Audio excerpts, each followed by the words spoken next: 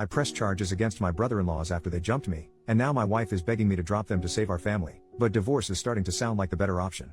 First, some backstory. I, 33M, met my wife, 33F, in college. It was a long-term physical relationship that turned serious at the end of our senior year. After graduation, I didn't have plans, so I decided to move to her hometown, a major southern city. I didn't know anybody, so we were together 24/7 and moved in together within a year. During this time, I met her family a few times. She had a huge extended family where her mom, Sharon, was the matriarch. Her dad died in a workplace accident, and her mom got a lot of money. She was smart and invested and is doing well. All of Sharon's siblings and nieces and nephews look to her for advice on all major life decisions. She's paid for school, weddings, and helped start businesses. My wife has two brothers who I always got along with. We would hang out independent of my wife a few times a year. We got married after 3 years, and when my son was born, Sharon bought us a house 3 blocks from hers. We had lived in a downtown loft-style apartment, and this was honestly a relief. But with the house came Sharon constantly being in my life. Coming in the house unannounced, unsolicited advice, and snide remarks at my expense. Eventually, 18 months later, we had a blow-up fight and I moved my family across town to an apartment. My wife was pissed and our relationship has deteriorated. At this point, Sharon hates me and has turned most of their family against me. I didn't see or go to any of her family events for over a year. My wife still saw her family, but because I wasn't invited and they were over 30 minutes away, it was much less. Sharon went from seeing her grandson almost every day to once a month. So her hate for me went through the roof. The incident. My wife had to work and I was asked to take my son to his cousin's birthday party. The party was at Sharon's house, and if it wasn't my son's first cousin, 6 months apart, I would have said no. It was tense the moment I walked in the house. The father of the birthday boy, brother-in-law, greeted me, but no one else spoke to me. I didn't mind and sat in the corner on my phone. This apparently pissed off Sharon because I was being rude. An argument ensues and I announce I'm leaving with my son. Sharon said, "You can go, but my grandbaby is staying." At this point I lost my cool and started cursing her out. I woke up on the front lawn. Apparently my two brother-in-laws beat the crap out of me in front of my kid. 2 of her cousins were helping me up and told me just to leave. I immediately called the police and said I was assaulted and my child was kidnapped. Police came and both brothers were arrested. Sharon lost her cool on the police and my wife drove up as her mother was being arrested for refusing to release my son. Her mom was eventually released, but her brothers were arraigned on assault charges. The father of the birthday boy had an assault charge from college, so he is facing some serious consequences. My wife is mad at everyone but asked me drop the charges. I not only refused, but also got restraining orders for all 3 of them. Her mother isn't allowed to be near our kid and her brothers have court dates early next year. Last month she moved out of the house and we are now headed for divorce. Yesterday she came with one last offer, for us to move cities and start over. But only if I drop the charges on her brothers and remove the restraining order on her mom. I told her I would think about it, but I think I would rather get divorced. I honestly want to keep my family, but I don't believe she'll ever abandon her family for me. If I drop charges now, I doubt I can bring them back later. Am I in the wrong for not trying to save my family? Edit. This blew up overnight. My wife's cousin DM'd me because she found it. She was there that day and told me to add some more context because her family is getting railed in the comments. She's right, so here are a few more things. I don't think anyone is evil in this situation. Everyone loves Sharon and her advice except me. She's not a mean person, but we are polar opposites in many ways. My wife is the baby and only girl, so I'm sure that has a lot to do with our conflict. Sharon losing her cool on the police was uncharacteristic, and even I was surprised. My wife is a great mom and partner, but her inability to be independent of her mom's influence is our issue. She is mad at her brothers and isn't talking to either at the moment. She's also mad at her mom for starting the argument and refusing to release our son. She's just trying to find a middle ground. I genuinely think she hopes a fresh start can save our marriage. Until we moved into that house, I would say our relationship was good. As far as her brothers and the assault, I remember the first hit, but I was dazed immediately. The last thing I remember was flailing like a child while getting hit a few more times. What I don't remember is my kids screaming to stop hitting my daddy and then picking me up and dropping me on the lawn like trash.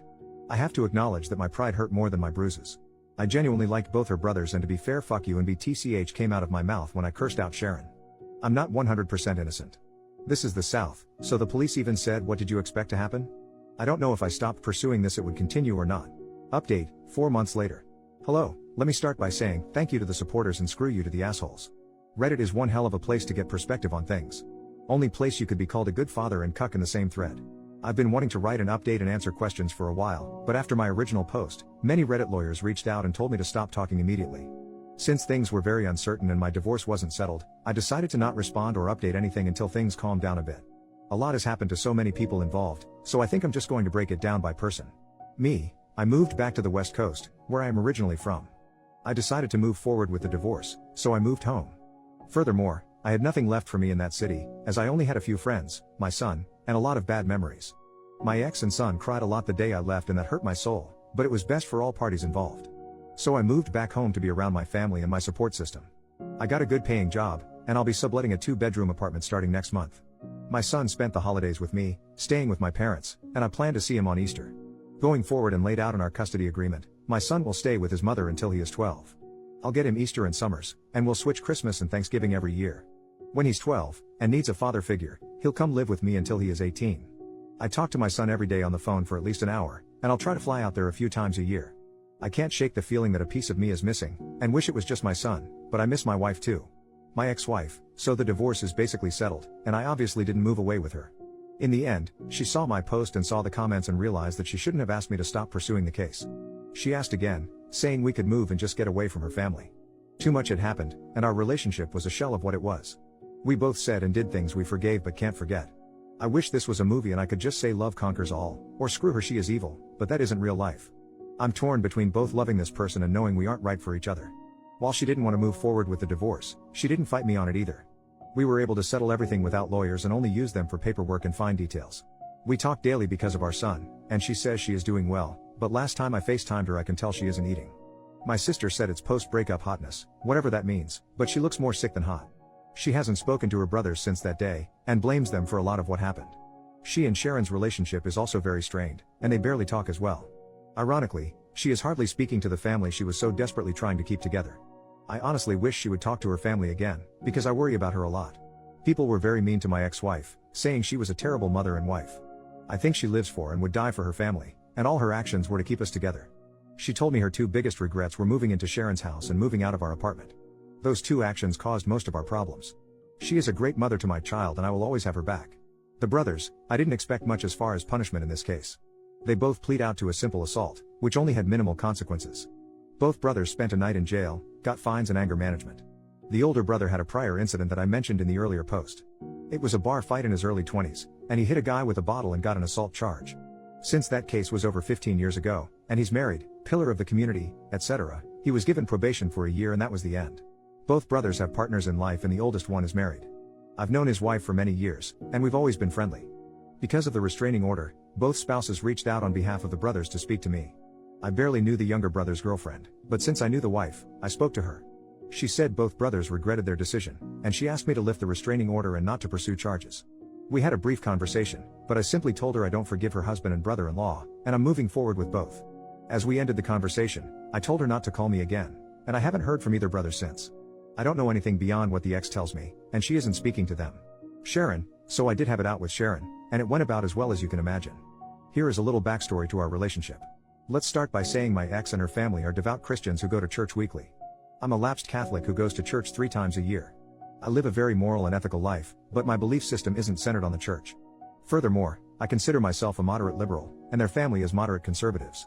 For example, I'm down for the Second Amendment, and Sharon supported gay marriage. Ideologically we were far apart but agreed on the important things in life.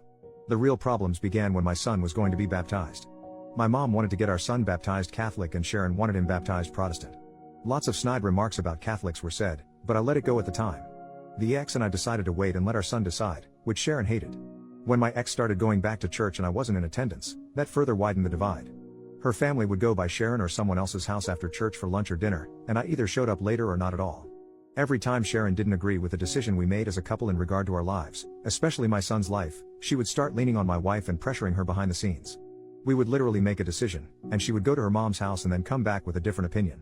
The most frustrating part is she stopped trying to talk to me at all. She would literally just call my wife and get her to change her decision. The big fight that led to us moving out was that my son wanted to play soccer and not football, but my wife's family is a huge football family.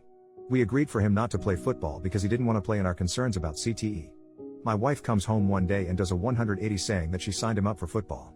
We start arguing and Sharon comes in the house unannounced and joins the conversation, saying we decided it would be good for him. I got pissed and told them Sharon is not my son's parent and my ex shouldn't be so weak when her mom is pressuring her to do something we decided not to do. Then she said the words that sealed the deal, my opinion should matter. I bought the house. I started looking for a new apartment that night and never looked back. So when we talked, and neither of us raised our voices but it wasn't a nice conversation. I started and apologized for calling her a BTCH, and she apologized for trying to keep my son without my permission. She flat out told me she wished my daughter never met me and that I've ruined her family. That her sons have criminal records now, even though one already did, and it's all my fault. She then started crying about not seeing my son and how she lost her only daughter. I told her she was manipulative and used her money to control the family. That she only didn't like me because she couldn't control my decision like her weak-willed family. I also told her she consistently overstepped her boundaries in regard to my child and marriage, and she put her own selfish interest ahead of her daughter's happiness. After spending an hour calling each other jerks in different ways, we ended things in the same place. In the end, I told my ex her mom could see my son because Sharon loves him unconditionally, and he loves her. Call me stupid, but I think family is a big part of your upbringing. My mom isn't around him enough and every child needs a good grandma. The ex said she has been to a few family situations that were hard to avoid: wedding, funeral, Thanksgiving, but she leaves when her brothers come and my son doesn't leave her side. Sharon has seen my son and he has played with his cousin, birthday boy from Original Story, but she's keeping him from the family for the time being. My son, he's having a hard time with everything. It's not the fight, he thinks we were wrestling. He misses me a lot and cries on some of our phone calls. He's in therapy and all the sessions are about missing his dad and why we can't live together. It's been a few months, and it's slowly getting better, but we ruined his childhood and I take my share of responsibility in that. The cousin, she is my wife's first cousin, but they are more like sisters. Sharon is her aunt by marriage, and she was the first to warn me about the family. She was also eviscerated by the comment sections for having me add to the story. She told me I was out of line for calling Sharon a BTCH, but didn't feel I deserved to get beat up. Likewise, she also grabbed my son when the fight happened and took him away. She was the one who told my son we were wrestling, and she called my wife to come immediately. When Sharon was being handcuffed, the cousin came outside holding my son. I told her to give him to me, but she pointed at my swollen face and asked if she could hold him. I trusted her enough in that situation to care for my son, so I respected her enough to add those details. She didn't deserve the shit comments either. Conclusion: in the end everyone in their family read the original post, but because of divorce and assault cases, no one directly contacted me other than my ex. It wasn't a hit to say the least, but I only care that hit hurt my ex's feelings. I think seeing everything written out from my perspective opened her eyes. Obviously some things were left out and broad strokes were made to explain complex situations. In the end she said I didn't lie, but she thinks I painted her family in a horrible light. We thought about writing a joint update, but we aren't talking enough to make that happen. I told my ex about this post and asked if she wanted to read it before I posted, and she told me to write whatever I want. Nobody won here, we all lost. Relevant comments. Commenter number 1, I understand everything else, but did you really have to abandon your kid? OP, I knew I would get destroyed for this, but abandon is a strong word. I didn't abandon my son, I left for better opportunities in life for both of us. Both mentally and financially. My chosen profession has more opportunities here, I was only there for my wife and child. My career picked up during the pandemic because I could work remotely, but in-office work is becoming mandatory again. I was already going to have to quit or move companies, so the timing was right. Also, my mental health is 10 times better now that I have left the city. For months, I gave my child fake smiles while trying to be a good father. I was a shell of the man I wanted to be. I'm still broken by what's happened, but I'm in a better place mentally, and in the long term, I'll be better financially. Commenter, you left for better opportunities in life for both of us? For you, yes. For him, not really. OP, I was responding to something else you wrote, but saw you responded to this. Your assessment of my situation is understandable. But me working for less money and being constantly unhappy isn't good for my son either. If I could have stayed in state, trust me I would have, but the economy is screwed. I used all my savings to continue paying bills and lived with my parents for free to start over. Maybe I could have found happiness there, but I didn't see it happening. We are co-parenting the best we can.